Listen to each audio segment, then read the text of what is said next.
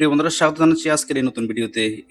এখানে যে দেখতে পাচ্ছেন ৩ টা ফ্ল্যাগ, অনুমান করতে পারছেন কি এই ৩ টা ফ্ল্যাগ কোন দেশের হতে পারে? আজকের এই ভিডিও মূলত এই ৩ টা দেশকে নিয়ে, যেটা নাকি নতুন করে বিশ্ব রাজনীতিতে মোড় নিয়েছে ইসলামিক ন্যাটো নামে। আজকের এই ভিডিওতে আমরা দেখব এই ৩ টা দেশ আসলে কি ন্যাটোর সমপরিমাণ ক্ষমতা আছে নাকি নেই সেটা আলোচনা করে দেখবো আমরা।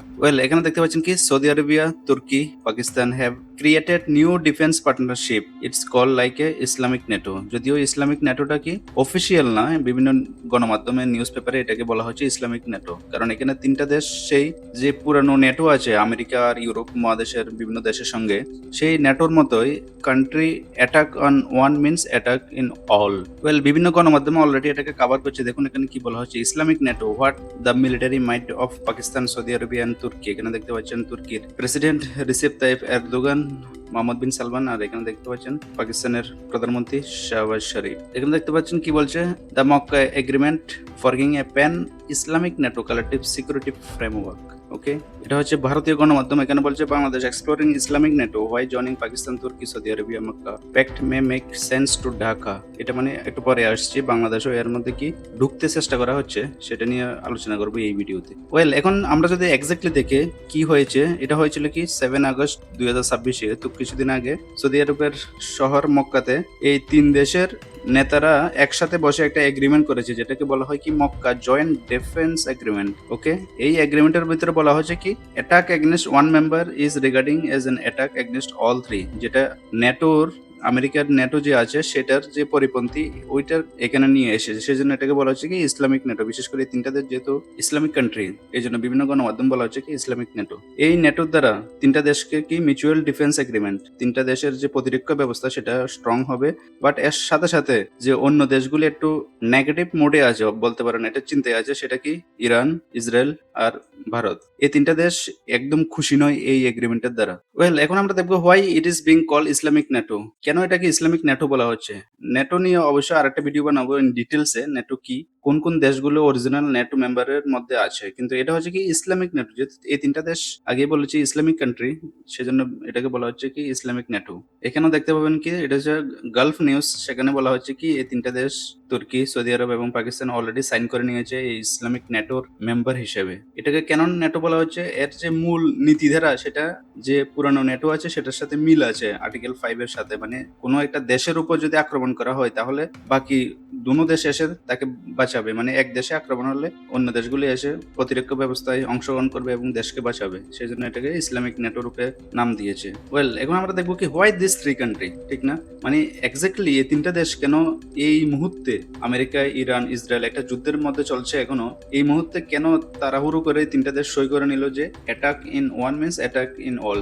কেন এটা করেছে একটু ডিটেলসে যদি আমরা দেখি, সেখানে দেখবেন কি তুর্কি এসে একদম ঠিক এই জায়গাতে, যেটা ম্যাপের মিডল অফ ইস্ট যেখানে আছে, যেটাকে সৌদি আরব, ইরাক, ইরান, কুয়েত, কাতার যে দেশগুলো আছে সেই ম্যাপে যদি দেখেন, এখানে এক্স্যাক্টলি হচ্ছে কি তুর্কি, এখানে সৌদি আরব আর ইরানের পাশে এদিকে আছে কি পাকিস্তান। তো এই মুহূর্তে যে যুদ্ধ চলছে এখানে ইসরায়েল আর ইরানের মধ্যে যে একটা যুদ্ধ চলছে, সেটা এখন 2 দেশের মধ্যে শুধু সীমাবদ্ধ নেই, কারণ ইরান এই জায়গাতে কুয়েত, কাতার, বাহরাইন, ওমান, ইউএই এবং সৌদি আরবের যে আমেরিকার ঘাঁটিগুলি আছে সেগুলির উপর আক্রমণ করছে। সেই জন্য সৌদি আরব কি আমেরিকার উপর ভরসা না করে অন্য দেশের সঙ্গে প্রতিরক্ষা ব্যবস্থায় উন্নত করছে যাতে এই দেশকে বাঁচানো যায়। এই এগ্রিমেন্টের মেন কি দেখুন, propose defence alliance. Exactly map যদি দেখুন তাহলে এরকম বুঝতে পারবেন কি একটা সার্কেলের মধ্যে, যেহেতু পাকিস্তান ভারতের সাথে, সেজন্য ইন্ডিয়াকে চাপে রাখার জন্য এই এগ্রিমেন্ট আরো একটা কারণ হতে পারে। এক্স্যাক্টলি এখানে যদি দেখেন, এটা কি তুর্কি, এটা সৌদি আরব আর এটা হচ্ছে কি পাকিস্তান। তো একটা ট্রায়াঙ্গুলের মধ্যে এই জায়গাটাকে কন্ট্রোল রাখার জন্য এই 3টা দেশ হয়তো এই ইসলামিক ন্যাটো বলে যে এগ্রিমেন্ট সেটা সাইন করা হচ্ছে। সো এই 3টা দেশের মধ্যে প্রথম যে দেশটা সেটা কি সৌদি আরব। সৌদি আরব আপনারা সবাই জানেন, সৌদি আরবের কাছে আছে অনেক টাকা, তেলের টাকা, স্বর্ণের টাকা, ইকোনমিক পাওয়ার অনেক বেশি এবং স্ট্র্যাটেজিক পাওয়ার এই লোকাল অঞ্চলের মধ্যে। সেই জন্য সৌদি আরব হিউজ পরিমাণ টাকা দিতে পারবে এই বিভিন্ন সামগ্রী বানানোর জন্য। টেকনোলজির দিক থেকে সৌদি আরবের একটু পিছনে, বাট অনেক টাকা আছে সৌদি আরবের কাছে। এই এগ্রিমেন্টের নেক্সট যে ইম্পর্টেন্ট দেশটা সেটা হচ্ছে কি তুর্কি। তুর্কির কাছে কি আছে? মিলিটারি পাওয়ার আছে। যেহেতু তুর্কি অলরেডি ন্যাটোর মেম্বার, সেজন্য অনেক মিলিটারি কনসেপ্ট বা থিওরি টেকনোলজি তুর্কির কাছে আছে এবং ডিফেন্স টেকনোলজি বলতে পারেন তুর্কির কাছে অনেক ড্রোন এবং অত্যাধুনিক ফাইটার জেট, হেলিকপ্টার এগুলো আছে। সেই জন্য তুর্কি এই তিনটা দেশের মধ্যে সাপ্লাই করতে পারবে conventional military, NATO experience, drone, missile, এবং তুর্কি চাইতেছে কি মুসলিম ওয়ার্ল্ডে একটা প্রতিনিধিত্ব করার জন্য। সেই জন্য তুর্কির জন্য এটা লাভ। নেক্সট যে দেশটা সেটা কি পাকিস্তান। পাকিস্তানের মধ্যে একমাত্র নিউক্লিয়ার ক্যাপাবিলিটি আছে, মানে পারমাণবিক বোমা আছে এই তিনটা দেশের মধ্যে, এবং যতটি ইসলামিক কান্ট্রি আছে সবগুলোর মধ্যে অনলি পাকিস্তানের কাছে কি পারমাণবিক বোমা আছে প্লাস মিলিটারি আছে। সেই জন্য তিনটা দেশ তিন রকম ভাবে এগিয়ে। তো একটা জয়েন্ট মিলিটারি এগ্রিমেন্ট হয়ে গেলে সেটা এই তিন দেশের জন্য খুবই ভালো।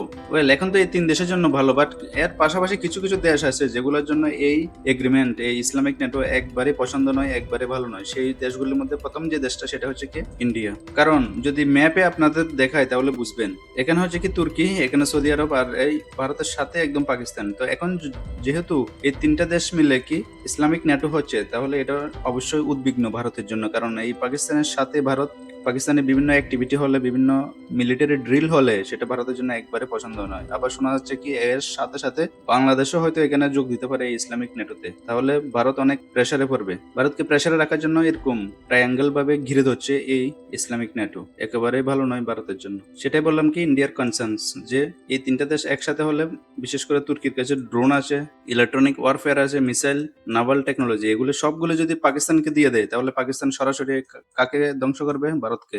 সেজন্য ভারতের জন্য এটা খুবই একটা উদ্বিগ্নের বিষয়। এর সাথে ইন্টেলিজেন্ট কোঅপারেশন এবং ডিফেন্স প্রোডাকশনও বাড়বে পাকিস্তানের। এই ইম্প্যাক্ট শুধু ভারতের উপর নয়, এই রিজনের মধ্যে আরেকটা দেশকে ইসরায়েল। দেখুন, ইসরায়েল চাচ্ছে কি তুর্কিকে অ্যাটাক করতে, অথবা তুর্কিকে ভবিষ্যতে ধ্বংস করার জন্য প্ল্যান করছে। কারণ আপনি যদি ম্যাপে দেখেন তাহলে এটা হচ্ছে কি তুর্কি, আর এর পাশে কি ইসরায়েল। ইসরায়েল ছোট দেশ হলো, অনেক টেকনোলজি পাওয়ার আছে এবং আমেরিকা এর পেছনে আছে। সেজন্য এই ইসরায়েল চাইতেছে কি তুর্কিকে ভবিষ্যতে কন্ট্রোল করা অথবা ধ্বংস করার জন্য। সেজন্য তুর্কি বিভিন্ন দেশের সঙ্গে মিলিটারি সংযোগ করছে, মিলিটারি পাওয়ার বাড়াচ্ছে, যাতে ইসরায়েলকে টেক্কা দেওয়া যায় ভবিষ্যতে। সেজন্য এই ইসলামিক নেটো হওয়ার কারণে পটেনশিয়াল কনসার্নে আছে কি ইসরায়েল। এটা কি ইসরায়েল সিকিউরিটির জন্য একটা থ্রেট হতে পারে, এবং যেহেতু সবগুলো মুসলিম মেজরিটি কান্ট্রি, সেজন্য ইসরায়েলের আরো একটু অসুবিধা হচ্ছে কি হয়তো এই ইসলামিক নেটোটা পাশাপাশি বিভিন্ন দেশে সরে যেতে পারে। যেমন অন্যান্য দেশগুলো আছে কাতার, কুয়েত, ওমান, সিরিয়া, জর্ডান, এগুলোর মধ্যে হয়ে গেলে ইসরায়েলের জন্য ন্যাশনাল সিকিউরিটি থ্রেট হতে পারে। সেজন্য ইসরায়েল খুব ভয় পাচ্ছে এই ইসলামিক নেটোকে। নেক্সট যে দেশটা সেটা হচ্ছে কি ইরান। দেখুন, ইরান যেহেতু মুসলিম মেজরিটি কান্ট্রি, বাট এই আমেরিকা, ইসরায়েল, ইরান যুদ্ধে আপনি দেখতে পাবেন বেশিরভাগ মিসাইল কিন্তু মারা হয়েছে দুবাই, কাতার, সৌদি আরব এবং কুয়েতে। কারণ কি জানেন? কারণ হচ্ছে এই ইরানের প্রায় এই দিকে যে দেশগুলি আছে, সৌদি আরব, কাতার, কুয়েত, ইরাক, এগুলি সব দেশের মধ্যে আমেরিকার সেনা ঘাঁটি আছে, আমেরিকার মিলিটারি ফোর্সের কমান্ড সেন্টার আছে এখানে। সেই জন্য এখান থেকে ইরানকে অ্যাটাক করা হয়। আবার ইরান উল্টায় এই দেশগুলোকে অ্যাটাক করে যেখানে আমেরিকান সৈন্যরা আছে। সেই জন্য একটা ন্যাশনাল সিকিউরিটি থ্রেটের জন্য সৌদি আরব, ইরাক, কাতার, কুয়েতের এই জন্য তারা অনেক উদ্বিগ্ন অথবা অনেক টেনশনে আছে যে আমাদের দেশে ইউএস ফোর্স আছে, বাট আমাকে কেউ বাঁচাতে আসছে না। ইউএস ফোর্স তো উল্টা এখান থেকে পালাচ্ছে অথবা ইরানকে অ্যাটাক করছে, আমার দেশের ক্ষতি হচ্ছে সেটাকে কোনো কিছু করছে না। এই জন্য সৌদি আরব আরো বেশি উদ্বিগ্ন হয়ে এই ইসলামিক নেটোতে যোগ করেছে। অ্যাটলিস্ট পাকিস্তান আর তুর্কি তাকে সহায়তা করবে এই আশা করে। তো এটা ভবিষ্যতে দেখা যেতে পারে কি কে কাকে সাহায্য করে। নেক্সট যে ইন্টারেস্টিং বিষয়টা সেটা হচ্ছে কি বাংলাদেশকে ঘিরে। Bangladesh reportedly concerning participation of Mecca pact, মানে এই যে ইসলামিক নেটো সেটাতে বাংলাদেশ ঢোকার জন্য আবেদন করেছে, বাট এখনো এটা কনফার্ম হয়নি যে আসলে বাংলাদেশ কি অফিসিয়ালি ইসলামিক নেটোতে যোগ দিয়েছে না দেয়নি, এখনো কি কনফার্ম করেনি এই দেশগুলো। হয়তো ভবিষ্যতে হতে পারে, বাট বাংলাদেশ যদি একবার ঢুকে যায় তাহলে এটা ইন্ডিয়ার জন্য থ্রেট হবে। কারণ এই বাংলাদেশ ঠিক ভারতের এখানে অবস্থিত উত্তর পূর্বাঞ্চলের রাজ্যগুলির সাথে যদি এখানেও ইসলামিক নেটো ঢুকে পড়ে তাহলে ভারতের প্রায় চারিদিকে একটা ট্রায়াঙ্গেল ভাবে ঘিরে ধরবে ভারতকে। সেটা মূলত ভারতের জন্য ভালো নয়, বাট একটা চিন্তার বিষয়। কারণ ভবিষ্যতে হয়তো ভারত অন্য কিছু চিন্তা করতে হবে কিভাবে এই দেশগুলিকে টেক্কা দেওয়া যায়।